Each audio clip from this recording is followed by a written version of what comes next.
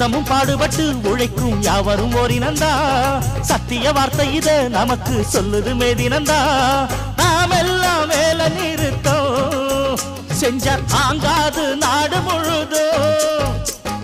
நாமின்றி என்ன நடக்கும் நம்ம கைதாண்டா ஓங்கி இருக்கோம் அட அடிச்சாலும் குடிச்சாலும் அண்ணன் தம்பி நீயும் நானுண்டா உழைப்பாளி இல்லாத நாடுதான் எங்கும் இல்லையா